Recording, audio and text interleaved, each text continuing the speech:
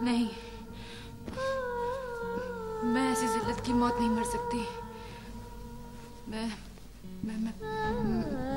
मैं बाबा को जाके सब कुछ बता दूंगी। मैं बाबा को सब कुछ बता दूंगी।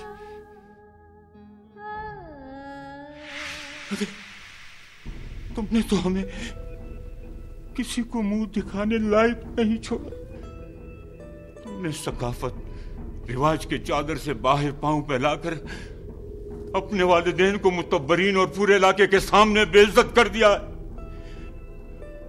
मुनासिब यही कि तुम मेरी आंखों के सामने ना आ सको। बाबा! बाबा! बाबा! बाबा! बाबा! नहीं बाबा जानी, नहीं बाबा जानी, नहीं बाबा जानी, मुझे माफ कर दीजिए।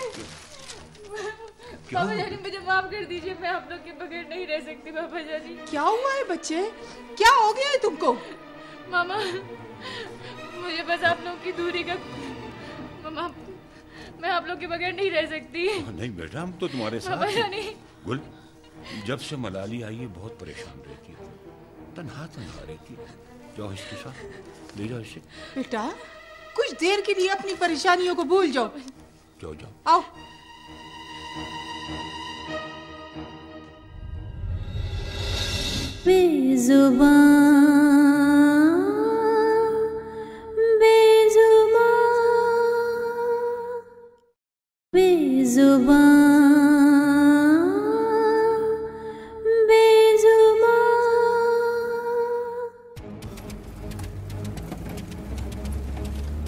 बस चलिए, चलिए बस।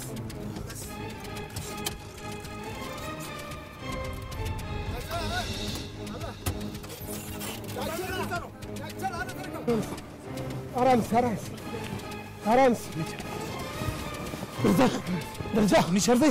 चलो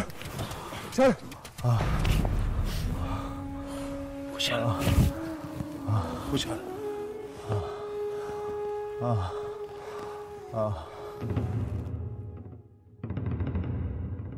फौरन ऑपरेशन थिएटर जल्दी। इसकी राइट लेग बुरी तरह से इंजर्ड है और फ्रैक्चर भी है। मेरे ख्याल से सर मेजर सर्जरी के लिए इसे कोयटा शिफ्ट करना। Don't advise me. Sorry sir. I am surgeon, I know better what I have to done now. Okay sir. Doctor बेटा, कोयटा ले जाने में क्या बुराई है बेटा? स्वाली बाबा, कैसी बातें कर रहे हैं आप? इस हालत में मैं इसे कोयटा ले जाकर कहां रखूंगा?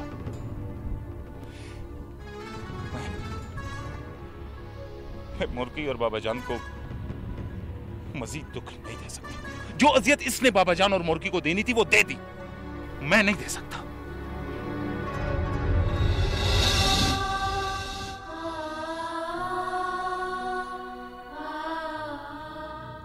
बात ये है सरदार साहब कि वो अजहर खान की जमानत कैंसिल हो गई है। क्या केस में कोई कानूनी सिकम नहीं निकाल सकते थे तुम? सरदार साहब, पिछले तहसीलदार ने बड़ी होशियारी के साथ क्राइम सीन के फोटोग्राफ, खोल कारतूस, अजहर और खुशकियार के पिस्टल्स और कुछ गवाहों के बयानात के साथ लगवा लिए हैं। तो क्या गवाहों ने अपने बयान में अजहर को शावेज पर गोली चलाते हुए देखने की इकरार कर ली? नहीं मलिक साहब। इसका मतलब तो ये हुआ मलिक हसन खान कि तुम्हें अपनी आंखों पे भी एतबार नहीं रहा। तहसीलदार, मुद्दई सुस्त गवाचुस वाली बात यहां नहीं चलने दूंगा। अगर इस केस की इब्तिदा खुशकियार के खानदान के किसी फर्द ने की है तो उस फर्द की इंतहा तो हम करेंगी। रही बात मुद्दई की तलाश की, इसे तुम कैसे मालूम करते हो? ये तुम्हारा काम है। हमारे बच्चे के बिलावजह केस में जमानतें कैंसिल हो रही है। दोनों घरों में मौत का सा सन्नाटा छाया है। बतौर सरदार, मैं ज्यादा दिन ये बर्दाश्त नहीं कर सकता। अगर ये तुम्हारे बस का काम तुम्हें नहीं लगता तो सीधी तरह बताओ, हम रातों रात ऊपर बात करके अपनी पसंद का कोई दूसरा ऑफिसर मंगवा लेंगे। सरदार साहब, आप बेफिक्र हो जाए, मैं कोशिश करता हूं। आप लोग तसल्ली रख लें। डॉक्टर साहब, हमसे गिला जरूर होगा, लेकिन अब बताओ खुशहाल का तबीयत कैसा है? अब बेहतर है, शुक्र। अब खतरे की कोई बात नहीं। अल्हम्दुलिल्लाह। डॉक्टर साहब, हमने आपका अमानत आप तक यहाँ पाकिस्तान पहुँचा दिया, लेकिन मुझे मालूम है कि किस हालात में और कैसे पहुँचा दिया। फिर भी हम आपसे शर्मिंदा।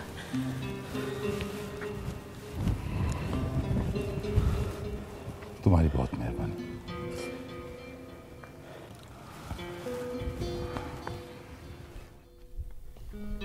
सुबह खान लाला। नगमा, अब फिक्र की कोई बात नहीं।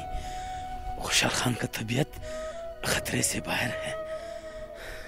देखो, तुम्हारा भाई ने तुमसे किया हुआ वादा पूरा कर लिया। लाला, तुम्हारा डेरा डेरा मेहरबानी। चलो। इस अजीबो गरीब केस ने तो मेरी रातों की नींदें और दिन का चैन उड़ा के रख दिया है। भाभी, मैं भी चाहती हूँ कि अगर वो बेगुनाह है तो उन्हें छोड़ दिया जाए। तुम्हारी बातों में ये अगर का पहलू कहां से निकल आया? तुम्हें बेवा जानकर अगर आजर तुम्हारी खुशियों की खातिर तुमसे शादी ना करता तो आज तुम यूं सुकून से जिंदगी ना गुजार रही होती। हर तरफ तुम्हारी जात के इर्द गिर्द मुकद्दर के अंधेरे ही होते और शावेज की रुलाती हुई यादें तुम सारी जिंदगी बैन करती रहती। मलाली, भाभी, मैं बेवा बनी नहीं बल्कि बनाई गई हूं। कोई भी बेवा बार बार बेवकी की चादर ओढ़कर हरी जवानी में अपने ऊपर नहुसत का दाग नहीं लगाती। लेकिन अगर ये मेरी किस्मत में है कि मेरे पहले शौहर की मौत और दूसरे की जेल, तो ये मेरी अपनी किस्मत है। ये मैंने नहीं लिखी और ना ही मैंने उन्हें खुद अपने हाथों से जेल भेजा है। मैं तहे दिल से चाहती हूं कि अगर वो वाकई बेगुनाह है तो वो फिर से हमारे दरमियान लौट आए। लेकिन अगर वो बेगुनाह साबित ना हुआ तो?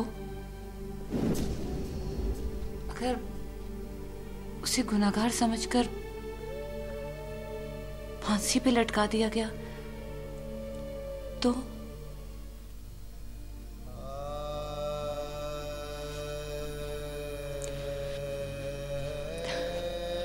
तो ये मौत उनकी नहीं बल्कि मेरी मौत होगी।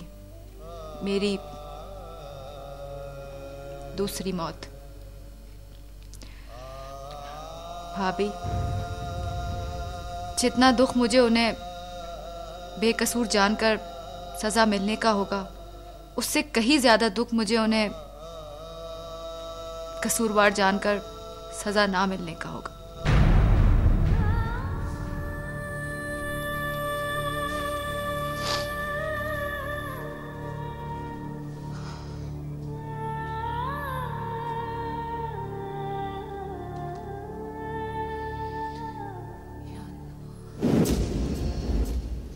हमारे साबिका तहसीलदार की दिलचस्प बात यह है कि उसने दरख्वास्त गुजार से एफआईआर पर इनिशियल लेने के बाद उसका बयान मोअज़्ज़िज़ अदालत के रूबरू भी रिकॉर्ड करवा दिया है ताकि बिला वजह उसे आने जाने से इस्तिस्ना हासिल हो जाए। सरदार, पहचानो इस इनिशियल को, ये किसका है? सर, मुझे इससे कोई अंदाजा नहीं होता कि एफआईआर में दर्ज इनिशियल किस आदमी के हैं। खूब, बहुत खूब।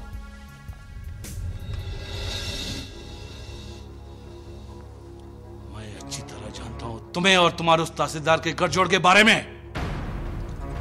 कैसा गठजोड़ सर?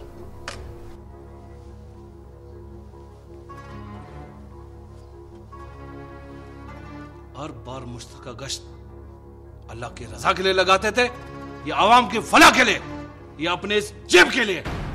तहसीलदार साहब,